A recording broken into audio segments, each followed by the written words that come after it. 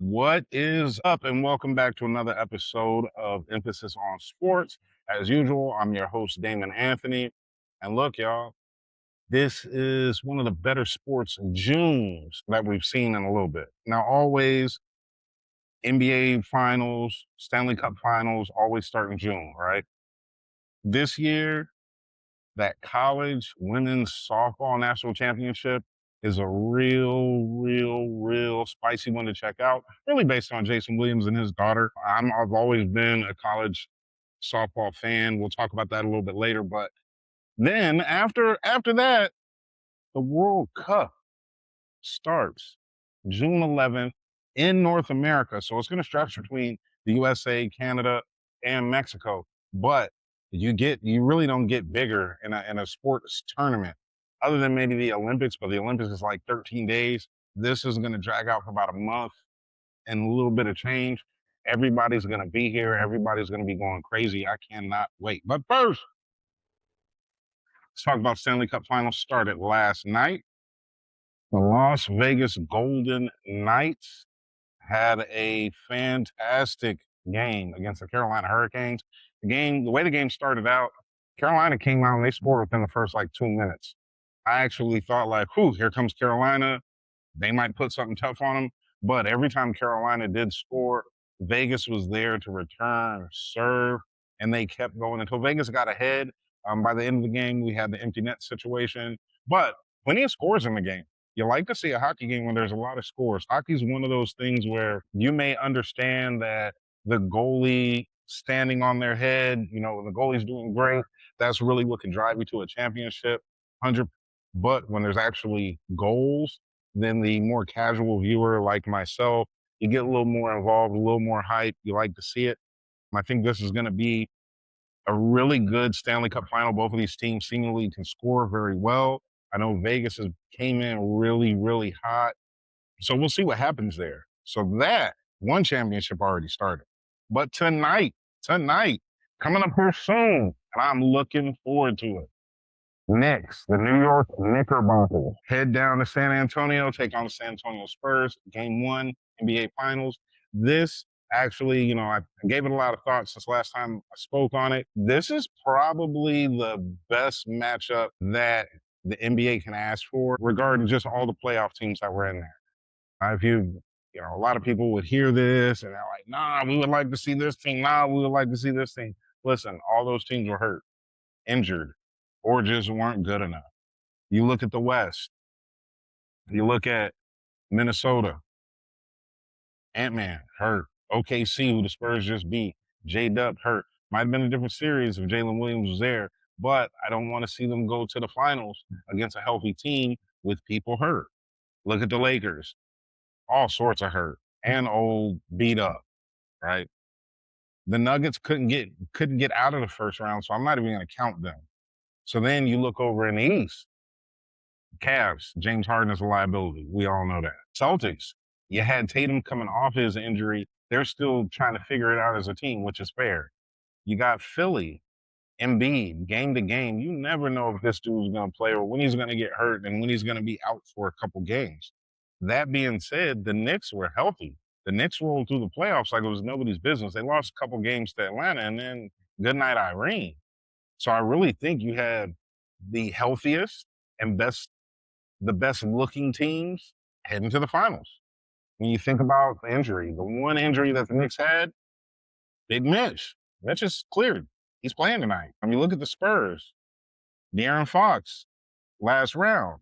Well, game 7, he looked like he was supposed to look. So these are two teams walking in healthy, two teams that are ready to go, rearing, have excited, like fantastic fan bases. The Knicks are the one team, the one fan base in all of sports. And listen to me when I say this. If you're not my team and you're not winning me some money, I don't root for you. I just don't. Unless you're playing the Cowboys or the Seahawks, Rams, Cardinals, playing against one of my team's rivals, I can care less about you. Just give me a good game. I actually root for the Knicks fan base.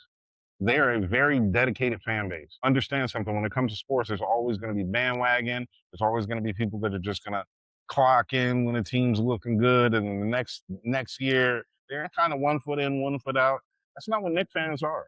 Knicks fans have been around, and trust me, most of them have never seen that team win a championship.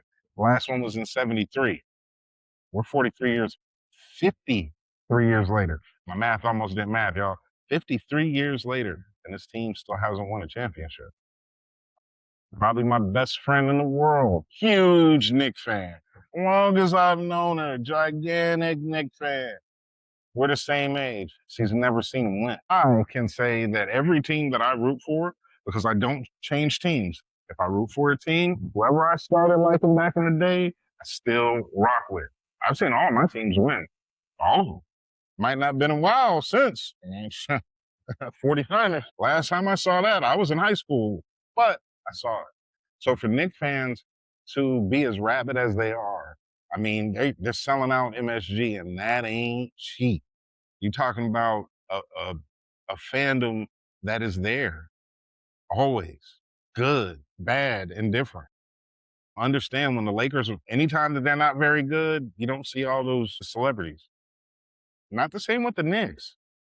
The Knicks also arguably have the greatest fan ever in professional sports. When you talk about Spike Lee, 73, when last time they won, he said he was at that game as a kid. And the dude's been going to damn near every Knick game for as long as I can remember. At the very least, since the late 80s, early 90s. If I give him 1990, that's 36 years of courtside seats. And the Knicks ain't been good for 36 years. I'm going to tell you that right now. So big shout out to Spike. Now, on the other side, San Antonio Spurs, they have a solid, really solid fan base too. Understand, San Antonio, smaller market, not really one of those teams that you jump on that bandwagon. You really don't. Anybody, growing up, 80s, 90s, they weren't really that good. I mean, even with David Robinson, Sean Elliott, Avery Johnson, and the boys, they were very much a mid team. Till they got Timmy Duncan. They got Timmy Duncan, took off, started winning. But at the time they started winning, you had the Lakers, who were the big bandwagon team. Everyone's jumping on that bandwagon and not believing in the Spurs. As the Spurs kept winning and didn't really go away, then LeBron and everybody that jumped onto all LeBron teams' bandwagons. Then the Spurs kind of went away a little bit, and now they're back. They have a great fan base. They have a really good team. This is going to be a really dynamic series. I said the other day I was actually going to predict this series and predict this game today, and I will. But let's break it down just a little bit. You look at the Knicks, they walk in healthy. Mike Brown has made some adjustments to that team and how they run a lot more stuff through Cat, which changes, I guess, kind of the pregame look up and how you want to diagram and defend this team. Definitely. I got to say that kind of goes out of the window a little bit because of Wemby. Now, I believe Brunson's going to average 25 to 30. He's going to have a couple 35-point games in this series because he's not going to drive the ball and not have to worry about the length of Wemby too much. He'll be fine, but Cat, I think it's going to be a little different. Cat was able to kind of do his thing a little bit against the Cavs. It's not going to be the same against the Spurs. The San Antonio Spurs, from Greg Popovich all the way on to the new coach Mitch, they're a defensive-minded team. They're going to get after the rock, get after the ball, and they have a team full of young cats that are going to get after it. This is also one of the younger teams that we've ever seen go to the finals. You're talking about old heads. I mean, you got Harrison Barnes, of course. He's like 1,000. But then you got like De'Aaron Fox, and he's not really that old. This is a team that has energy, plays defense, and they don't quit. The Knicks, they have energy, they play defense, and they don't quit either. And they feed off of their fans. Both of these teams, it's going to be a hard gym to play in. I don't know if the Knicks lose in Madison Square Garden, but at the same time, it's not going to be easy to win in San Antonio. Also, when you look at just how these teams are constituted and how they're going to run their offense and run different things in the game, Wemby changes everything. Remember, Wemby's healthy. When you're talking about someone that's 7'6", we've never seen someone that athletic at that height, whether playing inside to outside, outside to inside. You know he could shoot the three. You know he can handle the rock. But it's on the defensive end where he causes the most trouble. When I watched those OKC games, especially in that game 7, guys didn't want to drive when Wemby was down there. When Wemby's coming, Wemby's down low, he's anywhere in that paint, you have to pay attention because he can get to your shot. Sometimes he's blocking good shots and not even jumping. I'm looking at SGA, who is skilled enough to change his shot a little bit, but SGA, as well as the other guys, they had to arc that ball a little higher than they're used to.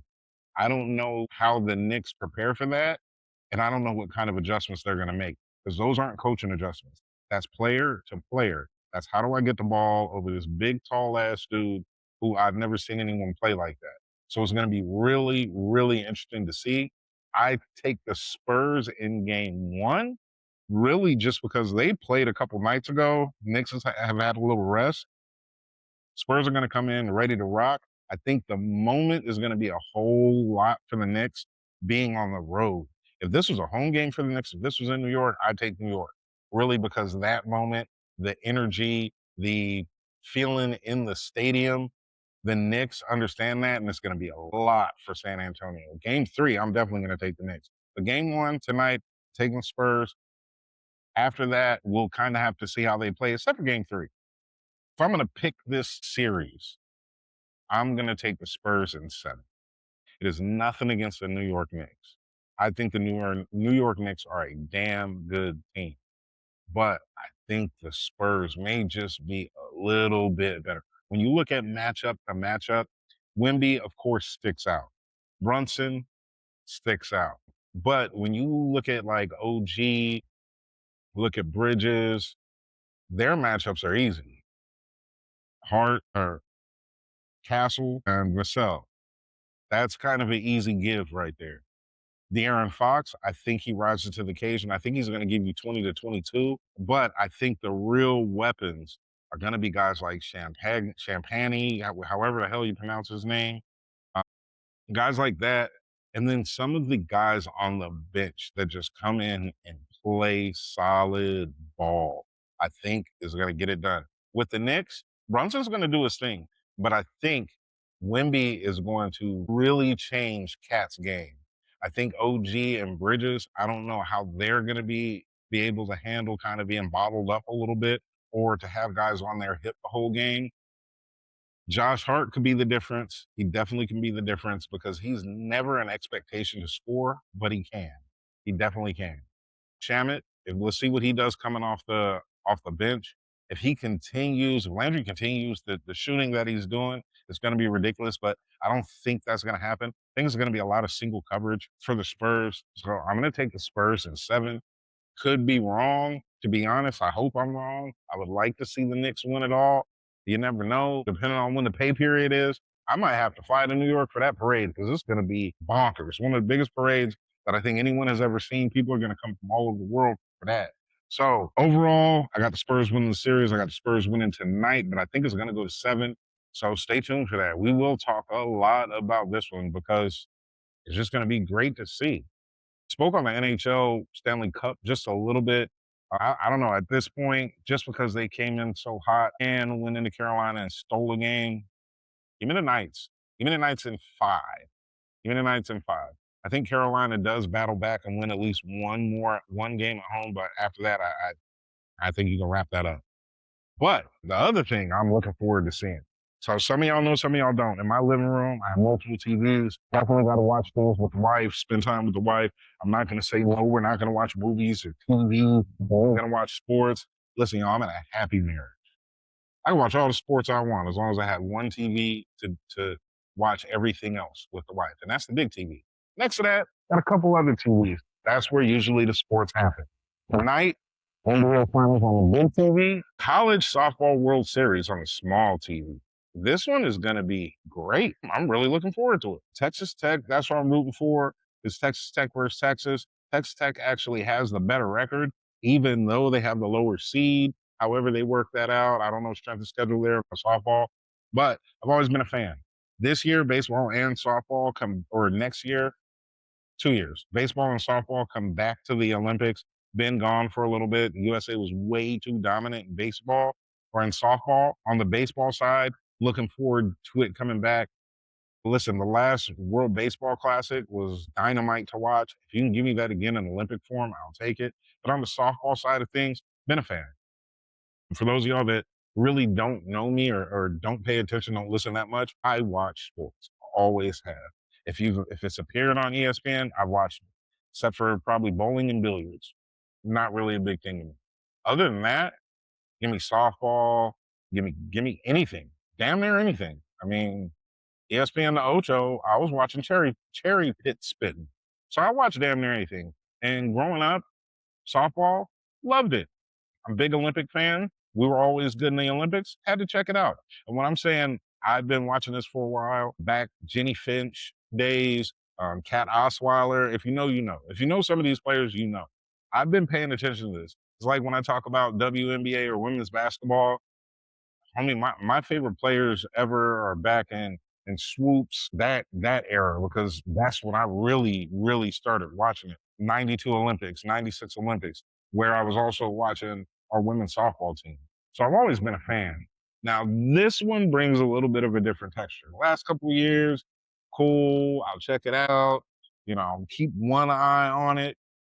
This year is different because we have an NBA dad involved and an NBA dad that talks a lot of shit and loves his daughter. Jason Williams, aka White Chocolate, once played for the Sacramento Kings, Miami Heat, Memphis Grizzlies. My dude was outstanding on a basketball court. If y'all don't know who he is, just type in Jason Williams, White Chocolate, YouTube him. You won't regret it. Holler back at me. Tell me I'm right.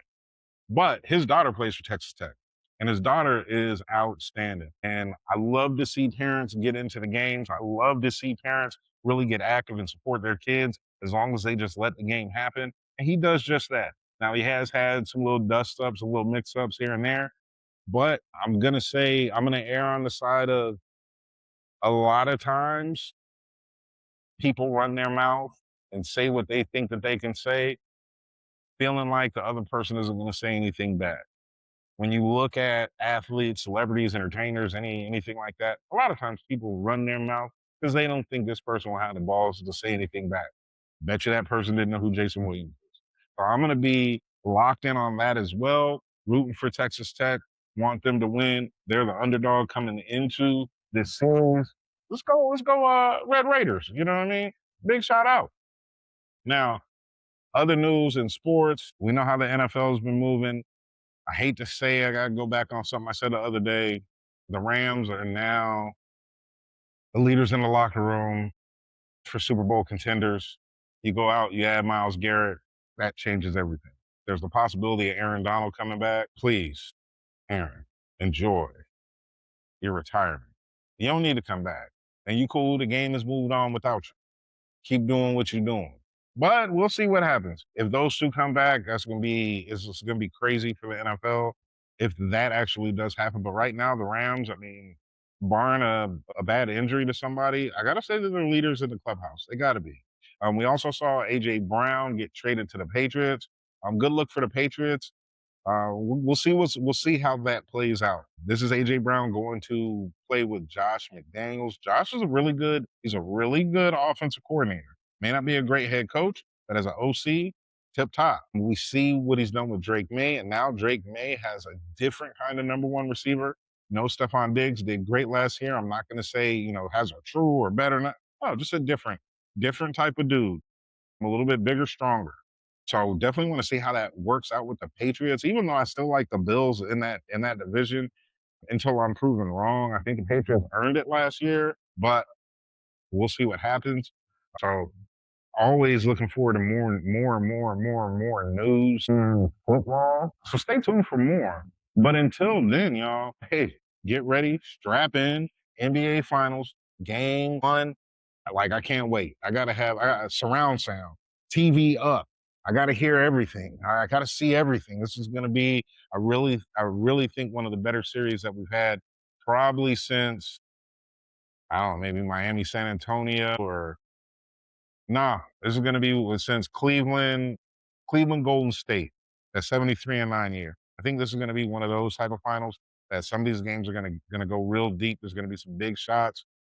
This is going to be an awesome, awesome game, awesome series, I believe. Well, look, man, y'all go ahead, do your thing, get ready, get your snacks, get your beverages, get your spot on the couch, because it's going to be a finals to remember, I believe. I really believe that, y'all.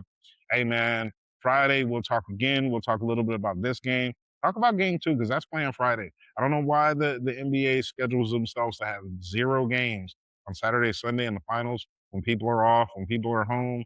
I, I don't know. Not my job. It's above me, I guess. Above my pay grade, definitely. But until then, I will holla.